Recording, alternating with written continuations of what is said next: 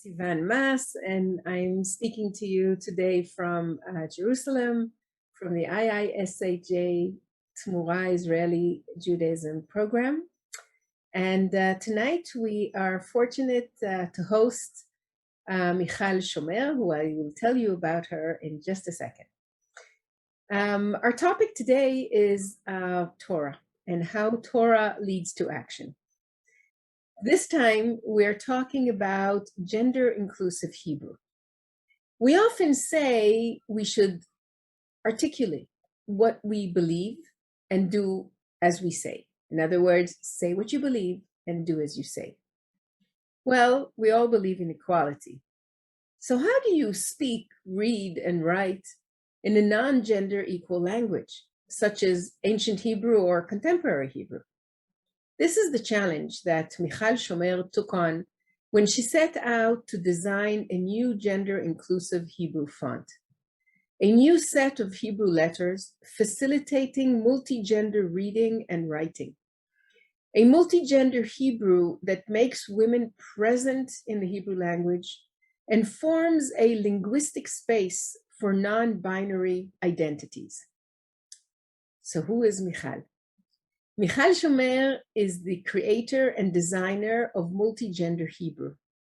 She has a degree in visual communication from the Holon Institute of Technology. After publishing a free digital version of her multi-gender Hebrew letters, Shomer is now extending support for the project and gives lectures promoting gender equality. So Michal, thanks for being here with us tonight. Could you please tell us what it is that you believe and what it is that you do? Hi, thank you so much, Sivan. Happy to be here. So I'm Michal Shomer, and I truly believe in promoting and doing whatever we can for gender equality. And as you've mentioned, I'm coming from the field of visual communication design. And I've tried to use my skills and my knowledge to promote gender equality in the Hebrew language. So I created and designed multi-gender Hebrew, which is a new set of Hebrew letters that I'm adding to the Hebrew alphabet that allows multi-gender reading and writing. I'm going to share my screen and show you how it looks like. So here is a quick example for the new multi-gender Hebrew letters. So as you can see, you can read this sentence in Hebrew as all people are equal, both women and men and non-binary people. The new letters are forming an inclusive reading of this sentence. The multi-gender Hebrew letters have two main goals. So one of them is to acknowledge women's presence and include them in the Hebrew language. And another goal is to form an all-inclusive linguistic space for non-binary people. Hebrew is considered a very gendered language. In Hebrew, all words are either masculine or feminine. We have the nouns, the pronouns, the adjectives. Essentially, all words are either masculine and feminine. And it's a challenge to really include everyone and address all people and promote equality in Hebrew. So I wanted to try and offer a solution for this challenge using the skills and the tools that I have. And I really believe in doing, as you said, exactly, doing and trying to promote the things you believe in and not just accept the fact that it's a struggle. Try to overcome the struggle and the challenges. And there is a Facebook page for multi-gender Hebrew, and I think about 8 months ago or so, I've published free files for download with the writing welcome in multigender Hebrew. And since then, many institutions, public institutions, education institutions, and private companies have already started to use the new letters. I'll show you some examples. So we have Hamachon Lemoreshet Ben Gurion in the Negev, municipality of Gezer, the Technion in Haifa, and also at the top right, at the bottom right, you can see the Knesset of Israel. The Committee for Promoting Gender Equality has put up a sign using multi-gender Hebrew letters. So it's very exciting. And about, I think, 2 months ago, a little bit more than 2 months ago, I published a free version for download of multi-gender Hebrew. So now everyone can use the new letters and start writing in a way that includes all people, all gender identities. So I can show you a few examples of people using the new letters. It's very exciting. So it can be some private text content, and some teachers have been using the new letters in their classes, in their exams. We have some on the bottom right. It's a poem written in multigender Hebrew. The municipality of Rishon LeZion printed it on coasters and hand them out in the city to support the LGBTQ community. So it's very exciting, and we also have now a contest for writing in multigender Hebrew using the new letters. So we know that the Hebrew language has a great impact on our minds. It really forms our minds, and it affects our perception. And research has shown that, for example, using the masculine form has a negative impact on women and their achievements. So if we want to promote gender equality, we have to understand that the language is a major part in it. The language, it's not something we can ignore. So I'm happy to see more and more people, places, institutions using it. Can be multigender Hebrew or other methods to use the language in an inclusive way, and I'm happy to see that it's getting bigger and wider, and I really believe this is how it should be, and we all should promote gender equality in every little thing that we do day to day. So everything is very exciting. So thank you very much for this short presentation, but if you can think of a specific challenge that you have encountered when you were working on it, or as a result of putting it out there so other people can use it.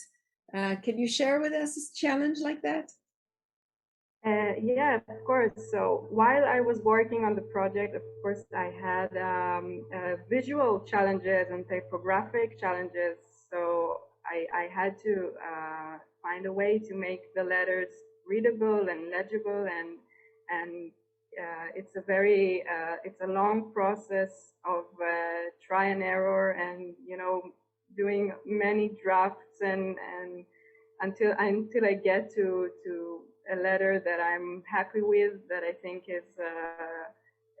is easily read and understandable.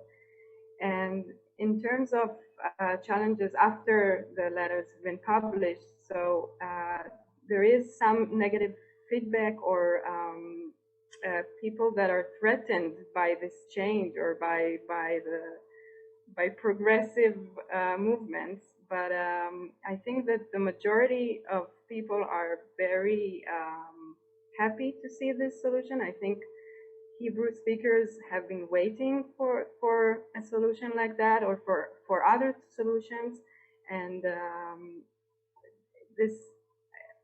we're always moving for. I mean, I want to believe that we're always moving for a better world, for an equal world. So I'm sure. I mean, the negative feedback is not something I'm scared of, and we can always create a discussion after some feedback comes up, and explain and show why it's so important to use the language in an inclusive way. So I was just, first of all, here tonight with us is also Rabbi Shlomit Myers, who's here with us. So Shlomit, if you have any questions, you're welcome to ask as well.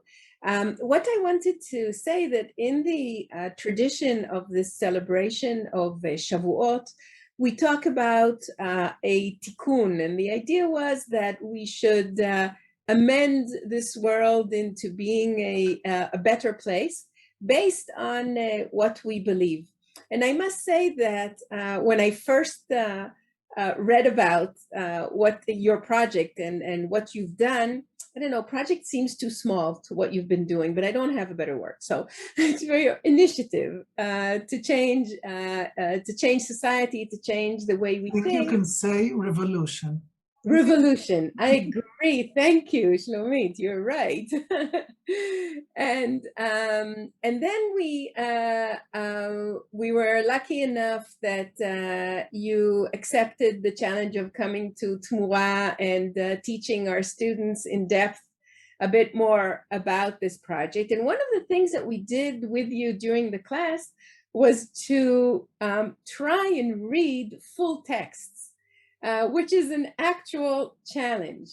But I think that the fact that it's difficult doesn't diminish its importance. And what I mean is that you challenged yourself to create a font.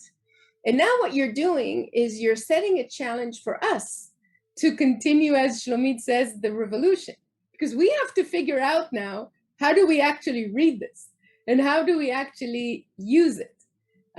It's one thing to use it in signage, which I think is crucial, and hopefully somewhere along the line it will actually become a law in Israel. Anyway, that's my vision for your revolution. But how have you encountered this difficulty, and what have you heard from people who have been trying to actually read this? Or are you just leaving it to us, which is fine, but give us an idea of how you see it going on from here. So yeah, so personally, when I write in Hebrew, I always think about how can I include everyone. So for me, when I struggle, when I'm writing and I struggle, multigender Hebrew can save time for me, because then I just have a quick solution on how to include everyone. So for me, it's pretty natural, and but also there still is a pilot in the Hebrew University in Jerusalem. The students there some of the students get to write their papers in multigender Hebrew if they want to. So Professor Tzachi Zamir, the head of the program in which this pilot is going on, wrote an article about multigender Hebrew or using multigender Hebrew letters. And he wrote that while using the letters, reading or writing, it basically forced him to deal with with gender and sex issues and sexist views or anything while he's writing or reading. So in a way, even though it could be challenging, mostly I think in the beginning, after a while you can get used to it, but even though it could be challenging, it really it puts some it puts the light, or it shows some important issues that we may not pay attention to while using the Hebrew in the standard way. So it forces us to acknowledge and address some important issues while using. So I wanted to thank you, Michal, for being here with us tonight. It certainly makes it a lot easier for us to actually do as we believe, not only say, but connect the two. And doing it in Hebrew, which makes it a lot more challenging. In the tradition of Shavuot, for me, this is a real tikkun. Tikkun in Hebrew means amending or fixing. In the background, you can see two slides. One on the top, which is the slide of our event tonight, and the other one, the blue and white, is a tikkun that we did last night. And the idea is that we look at tikkun as an opportunity for amending and fixing reality. But in order to do that, we first have to articulate what it is we want to change. And gender equal or gender inclusive society is certainly something which is extremely meaningful for us. So thank you very much for paving the road for us. And Shlomit, you wanted to say something? Just wanted to thank you, Michal, also for making this challenge for us to change the way we talk to each other, the way we talk to men and women in Hebrew. It makes a big difference in all the fields that you talked about. So thank you for this initiative and everything. I'm sure we'll have a tikkun with this. Thank you so much. I was really happy to be here. Wishing you all Chag Sameach, and you're always welcome to visit Multigender Hebrew's website and check out the new letters and use them if you want. Thank you so much. Thank you very much, Michal, and Chag Sameach, and hope for a peaceful situation as soon as possible. Thank you. Toda rabba. Thank you.